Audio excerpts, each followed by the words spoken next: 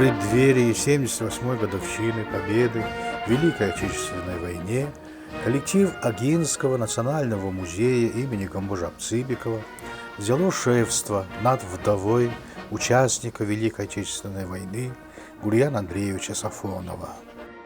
Клара Иннокентьевна Сафонова живет в заречной части поселка Огинское.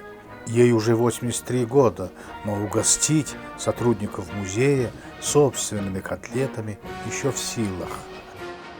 Работники музея приводят в порядок огород Клары Иннокентьевны и собираются залить бетонную дорожку от крыльца до калитки. Привезли с собой инструменты, станки, и закипела работа. К празднику Победы во дворе и в огороде Клары Иннокентьевны будет порядок.